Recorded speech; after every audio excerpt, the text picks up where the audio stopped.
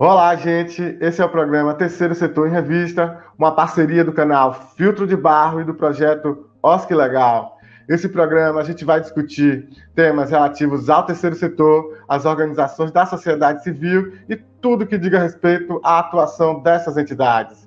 Aqui a gente vai trazer convidados, experts, estudiosos, gestores, gente do direito, da contabilidade, gente que tem expertise para falar sobre as questões que afetam o terceiro setor e as organizações da sociedade civil e para falar sobre gestão social.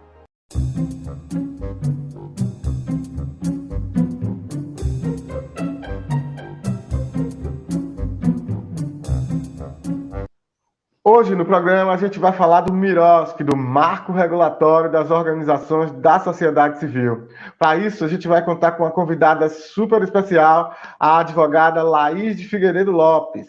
Ela é advogada especialista em terceiro setor, ela é doutoranda em Direito Público pela Universidade de Coimbra, em Portugal, é sócia do SBSA Advogados, um escritório super referência nesse assunto, e ela foi a pessoa que estava como assessora especial do ministro da Secretaria de Governo da Presidência da República entre 2011 e 2016, exatamente tocando a agenda do MIROSC. Então, a pessoa que mais sabe, uma das pessoas que mais conhece dessa legislação em todo o país. O marco regulatório das organizações da sociedade civil, o MIROSC, ele tem como nascimento, ali como marco inicial, a Lei 13.019 de 2014. Essa lei ela entrou em vigor para estados, Distrito Federal e para a União em 2016 e para os municípios a partir de 2017. Isso significa que o poder público, qualquer ente público, ao fazer parceria com as organizações, ela deve seguir a lei do MIROSC. Ela é uma lei estruturante, ela estrutura, ela normatiza as parcerias que o poder público vai fazer com as organizações da sociedade civil. Essa norma geral, como tudo no Brasil, ela tem exceções. As exceções a gente vai tratar em programas futuros, mas nesse momento a gente vai tratar do marco regulatório das organizações da sociedade civil. Um outro ponto que eu destaco do marco é ele considerar as organizações naquilo que elas são, naquilo que efetivamente elas têm a contribuir com esse país. Ele não trata as organizações como empresa, não trata como poder público, trata e respeita aquilo que as organizações podem oferecer, com a sua natureza de organização privada, que atua com finalidades públicas e sem fins lucrativos. Isso é muito importante que se diga. Um outro ponto que é importante se destacar é que o MIROSC ele afasta a aplicação da Lei 8666, a lei de licitações, então ele não se aplica mais a Lei 8666 às parcerias do MIROSC, e ele afasta a aplicação dos convênios, a utilização dos convênios, né, numa perspectiva mais geral, da relação entre poder público e organizações da sociedade civil. Para isso, ele cria 3 novos instrumentos que substituem os convênios. São os termos de colaboração, os termos de fomento e o acordo de cooperação. O termo de colaboração ele é proposto pelo poder público, aí simploriamente explicando aqui, né, o termo de colaboração, ele parte da iniciativa do poder público, né, e as organizações vêm para colaborar com o poder público. O termo de fomento, ele parte de iniciativa ou de criação das organizações da sociedade civil, e o poder público ele fomenta essas atividades, e o acordo de cooperação é quando não envolve repasse de recursos, é uma parceria sem repasse de recursos, enquanto o termo de fomento e colaboração há repasse de recursos, no termo de fomento, no acordo de cooperação não há repasse de recursos. Então vamos saber um pouco mais sobre o MIROSC com a nossa entrevistada Laís de Figueiredo Lopes. Então, gente, estamos aqui com Laís Lopes, do Terceiro Setor Revista. Vamos falar sobre o MIROSC. Laís, um prazer receber você aqui no programa. Muito obrigado por estar aqui com a gente. E para começar, eu queria já perguntando que você desse os cumprimentos aí para a turma e já começar a perguntar como foi o histórico da construção do MIROSC, você que esteve lá na Presidência da República, nesse processo todo de construção. Fala um pouquinho para a gente aí como é que foi essa história. Obrigada, Lucas, pelo convite, parabéns pela iniciativa de lançar esse programa. É bem importante que a gente possa trabalhar a comunicação de forma mais acessível, mais didática. Esse tema de gerar conhecimentos, enfim, esse eixo de trabalho também foi uma vertente do que a gente fez na Secretaria-Geral da Presidência da República. Eu assumi essa missão em 2011, a convite do ministro Gilberto Carvalho, para apoiar um trabalho que foi solicitado pela sociedade civil. A plataforma pelo novo marco regulatório das organizações da sociedade civil fez um compromisso com os candidatos à presidência da República e a presidenta Dilma assumiu esse compromisso e operacionalizou por meio da Secretaria-Geral da Presidência, de abrir um espaço para trabalhar a regulação das organizações da sociedade civil e políticas para o seu fortalecimento. A gente teve um grupo de trabalho interministerial com participação da sociedade civil, que produziu subsídios, e esse conteúdo foi levado ao Congresso Nacional para influenciar os debates legislativos que gerou a Lei 3.019 de 2014. A Lei 3.019, ela é fruto de uma construção de 10 anos, porque ela junta todas as tramitações dos projetos de lei sobre a matéria que estavam nas casas legislativas no momento. Mas ela, de fato, traz uma influência bastante positiva dos subsídios que foram apresentados pelo grupo de trabalho, em nome do reconhecimento do campo próprio das organizações da sociedade civil, das especificidades, da valorização das entidades privadas sem fins lucrativos como atores importantes para a nossa democracia. Adicionalmente, a trazer transparência na aplicação dos recursos públicos e mais efetividade, segurança jurídica nas parcerias. Bacana, Laís, esse histórico. E a partir, então, dessa perspectiva, eu queria ouvir de você um pouco, queria que você falasse um pouco para o nosso público sobre os avanços, os desafios que ainda estão postos para o Miroski aí nessa implementação. Como é que está isso? Como é que está a sua visão com relação aos avanços e perspectivas, desafios do Miroski? Olha, Lucas, a gente tem, de fato, uma lei, enfim, bastante robusta para alicerçar o processo de parcerias. Ela trata desde o momento do planejamento, trazendo regras sobre seleção e celebração, execução, monitoramento e avaliação e prestação de contas. Nessa didática processual, ela busca dar clareza que a gente precisa prestar atenção em cada uma dessas fases, até porque a prestação de contas é um resultado desse encadeamento de tudo que se faz desde o momento do início da parceria, quando se concebe, desde a administração pública, qual vai ser a convocação, o chamamento público para sociedade civil, e também do ponto de vista da sociedade civil, quando se concebe o projeto ou atividade que se quer apresentar e fazer em parceria com o Estado. Então, a gente tem aí, de fato, uma lei que é bastante avançada e busca robustecer esse processo de parcerias. Mas, por outro lado, também, a gente tem, enfim, um desafio grande de fazer com que ela seja internalizada pelos agentes públicos, principalmente, né? Os órgãos de controle estão muito acostumados a lidar com a 8666 e a tratar essa relação por analogia. Então, a comparação com os órgãos públicos não ajudam as organizações da sociedade civil, porque acaba por desnaturar e descaracterizar as organizações. As organizações não viram órgãos públicos quando elas atuam em projetos de natureza pública. Ainda que o serviço seja de natureza pública, o recurso seja público, a organização continua sendo uma organização de natureza privada. E aí ela está regida pelo direito privado em relação à sua governança, em relação as relações de trabalho e as relações contratuais em geral. A sua tributação é diferente, a sua forma de arrecadação e de existência é diferente. Então, a gente precisa fazer essa diferenciação. Justamente por isso que a lei buscou afastar os convênios, que é uma modalidade administrativa que serve para descentralização de recursos públicos entre entes públicos.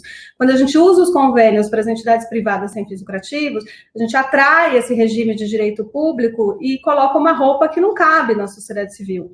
Então, os avanços que a gente teve de reconhecimento da remuneração de equipe de trabalho, independentemente de ser dirigente ou não, todas as modificações de tirar as barreiras legais que existiam para a remuneração de dirigentes, a possibilidade de incluir nas parcerias os custos indiretos, independentemente de proporção, desde que seja pactuado e combinado com a administração pública. Então, a gente conseguiu retirar uma série de mitos e conseguiu também especificar, afinal de contas, como funciona a vida das organizações que não têm necessariamente um patrimônio para ofertar ao Estado em termos financeiros, mas tem um patrimônio imaterial de mobilização e de conhecimento do território das comunidades, que é, enfim, é bastante importante, né? E essa é a conjunção, inclusive democrática e constitucional, de participação social na implementação de políticas públicas.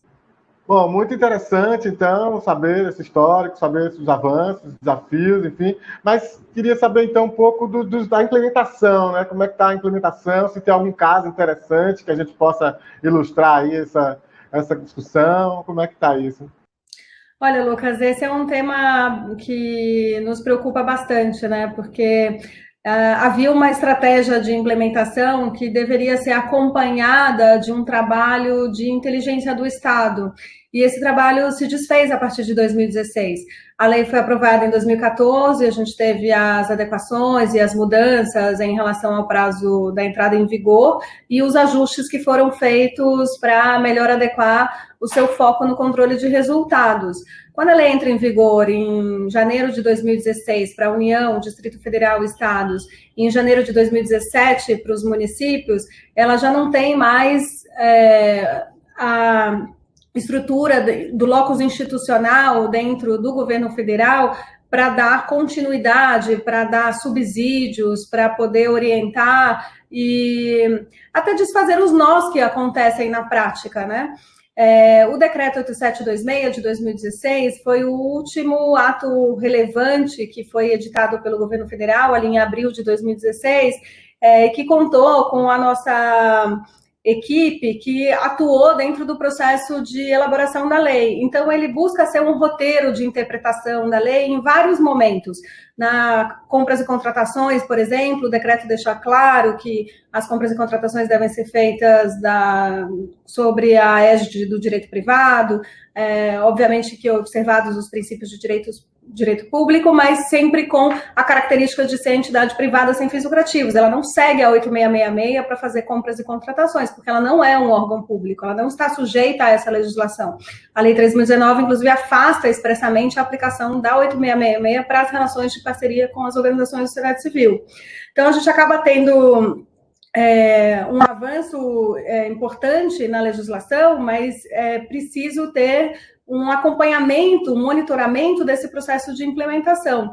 E isso, a partir do golpe de 2016, se desfez e a gente ficou, enfim, com um processo bastante frágil de implementação no país. No município de Belo Horizonte, houve uma disposição de tentar trazer esses elementos que foram pensados dentro da estrutura da lei para a implementação na prática. Então, ali é um case que eu gosto de mencionar, sublinhar e, enfim, chamar a atenção, porque os instrumentos foram construídos na prática ali no município com um desejo de que a implementação fosse positiva. E aí a gente tem um comprometimento dos gestores públicos, desde a alta gestão, que vocaliza isso para os seus... não só para dentro da administração pública, mas também para os administrados, traz uma designação de um locus institucional. A gente precisa ter um lugar para solucionar esses problemas de forma articulada e intersetorial. Lá em Belo Horizonte, é a Procuradoria-Geral do município a responsável pelo processo de implementação do Miroski. E é na Procuradoria que foi criado o Conselho de Fomento e Colaboração, que é o Confoco BH. Esse Confoco, ele foi previsto na Lei 3.019, no artigo 15, justamente para ser um espaço colegiado de articulação para trabalhar essa política de fomento e colaboração. E aí pensar em todos os instrumentos que são necessários para alicerçar o processo, enfim, buscar resolver os problemas de implementação na prática e trabalhar as articulações necessárias entre os órgãos públicos e também entre as organizações da sociedade civil. Ele tem essa característica de ser um órgão colegiado paritário entre sociedade civil e governo. E é preciso escolher um lugar para alicerçar esse órgão. E essa vinculação à Procuradoria foi muito feliz, porque a Procuradoria já é necessariamente a Casa das Normas, e um órgão central que busca dotar de materialidade jurídica as parcerias, as políticas públicas em geral. Dentro do governo federal, esse trabalho era feito pela Secretaria-Geral da Presidência, que tinha toda uma equipe voltada para essa implementação. No estado da Bahia, por exemplo, também a gente tem o Confoco como um órgão relevante para esse espaço de diálogo entre sociedade civil e governo para o processo de implementação. Além de cuidar da governança institucional, voltando à Casa de Belo Horizonte, ter um portal das parcerias, onde todas as informações sejam reunidas num lugar só, com transparência e com centralidade das informações, isso ajuda muito o administrado a encontrar as informações. A organização precisa saber quais são os editais, precisa ter acesso às capacitações, e aí lá foi construído um processo de capacitação pública. É muito bom a gente ter vários cursos sobre o Miroski Brasil afora, mas é muito importante também que a administração pública assuma um curso de capacitação gratuita, permanente, e que seja conjunta, tanto para os servidores públicos quanto para as organizações da sociedade civil. Isso ajuda, facilita no processo de compreensão dos temas e dos limites, enfim, essa alteridade é bastante importante para a prática das parcerias, né? A gente precisa aproximar o gestor público do gestor das organizações da sociedade civil e vice-versa. O gestor das organizações precisa entender os limites e as características da administração pública. Então, a gente tem, enfim, um conjunto de uma governança institucional que foi criada, que cria uma ambiência mais positiva. Os problemas acontecem? Sim, mas a gente tem onde resolver, tem onde recorrer, tem pessoas dispostas, incumbidas, com competência e atribuição legal e também com atribuição política, né? A gente tem ali uma gerência de apoio às parcerias que foi criada justamente para poder trabalhar esses subsídios e fazer essas oitivas e as conversas com os demais órgãos dentro do município. Adicionalmente a essa ideia de governança institucional, tem uma ideia também de ter uma caixa de ferramentas, né? A gente precisa ter um bom decreto, a gente precisa ter um bom manual, esses instrumentos precisam estar em consulta pública, prévia, para, inclusive, engajar e formar as pessoas dentro do processo de parcerias, precisa ter minutas padrão dos editais e dos termos de fomento, de colaboração, do acordo de cooperação, que não podem ser engessadas, elas têm que ter tutorial para poder o gestor público fazer as opções dentro da prática. E também ter seminários e eventos públicos que ajudem a mostrar a relevância do tema e poder trazer mais informações sobre o processo de parcerias e as dúvidas que as pessoas têm na implementação de um novo marco regulatório. A lei não induz a mudança completa, ela precisa ser acompanhada de uma mudança de cultura dentro da administração pública e das próprias organizações da sociedade civil. Então, a gente precisa fazer com que esse processo seja implementado de uma maneira mais dialogada, que ele seja um processo mais público, mais transparente, mais poroso dentro do próprio Estado, para que a gente possa, de fato, atingir aos objetivos da lei, conseguir fazer com que o espírito do processo que a emanou possa ser visto nas práticas das parcerias e também que a gente possa ter, enfim, mais compreensão de ambos os lados, né? No fundo, a gente não está falando de outra coisa senão de dois parceiros que buscam a execução de uma política pública, de um projeto de interesse público que vai, na ponta, em última instância, beneficiar os cidadãos. Então, é o interesse público que está em evidência nesse momento. E se é o interesse público que está em evidência, a gente precisa ajudar para que a burocracia seja fluida, que ela que ela siga ritos que sejam para apoiar e não para criar barreiras. Né? Esses ritos todos que foram pensados dentro da lei foi justamente para ajudar a ter uma esteira mais organizada de planejamento e de execução para que a gente possa acompanhar melhor as parcerias e ter uma prestação de contas mais simplificada.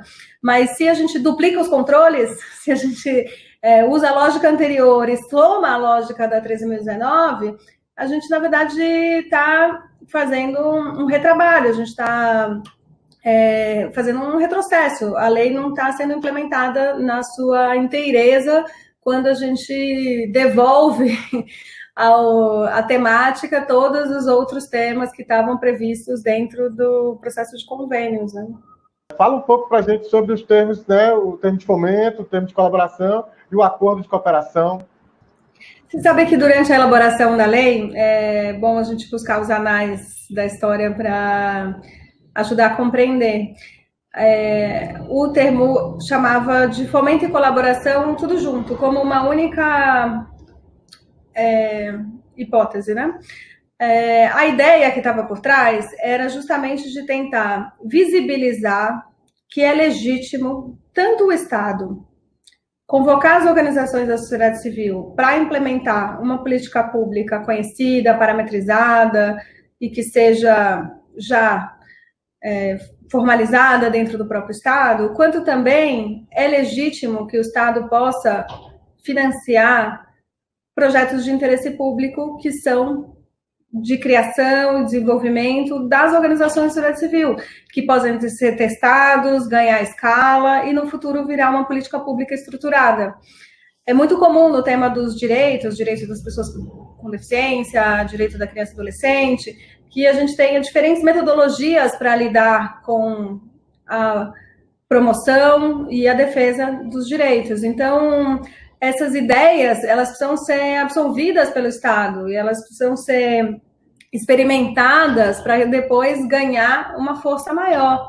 Por isso que existem as duas formas. E durante o processo se entendeu que para fortalecer essas duas formas, elas fossem separadas. Então, a gente tem o termo de fomento e o termo de colaboração. O termo de fomento para fomentar as iniciativas que são de concepção da sociedade civil, que são criadas, desenvolvidas e pensadas no bojo da sociedade civil. Por isso que a lei fala que é o plano de trabalho apresentado pela sociedade civil, que a sociedade civil tem mais liberdade de criar em cima dessa ideia de fomento, que é convocada pelo Estado também, está dentro e conectada com um orçamento público e que tem uma ação orçamentária ali para ser despendida naquela área. Por outro lado, a gente tem também o termo de colaboração. O termo de colaboração é o mais parecido com o que se utilizava anteriormente para os convênios, na sua maioria, porque ele está destinado à execução de políticas públicas que são parametrizadas, que são pensadas no bojo do próprio Estado. Espera-se, de preferência, com participação da sociedade civil dentro do processo de concepção. O termo de colaboração, ele tem um plano de trabalho que ele é proposto pela administração pública em termos de concepção do que tem que ser feito nos serviços e equipamentos públicos de assistência social. Isso é bastante típico, porque a gente tem normas que garantem o serviço na ponta e que tem uma série de regras a serem cumpridas dentro da própria regulamentação do sistema. As regras são tipificadas. Então, nesse sentido, quando você vai executar um serviço de natureza pública na área de assistência social, você tem que seguir todas essas regras que já foram pactuadas pelo próprio Estado. Então, ela tem uma característica muito maior de convocação das organizações para colaborar com o Estado na execução dessas regras que foram pensadas. Os dois, termos de fomento e termos de colaboração, eles acontecem quando há repasse de recursos financeiros. Quando não há repasse de recursos financeiros, aplica-se o acordo de cooperação. O acordo de cooperação, numa lógica mais simplificada, para as parcerias que tiverem, eventualmente, bens patrimoniais, comodato, enfim, espaços, né, ou bens, cozinha industrial, fazer trabalho dentro de escola, coisa parecida, mas que não faz o recebimento do recurso financeiro. Então, são essas. Se tem recurso financeiro, fomento e colaboração. Se não tem recurso financeiro, acordo de cooperação. Muito bom esse bate-papo com Laís Lopes, hein? Semana que vem a gente segue com ela por aqui. A gente vai falar sobre implementação do Mirosc, os cases de sucesso.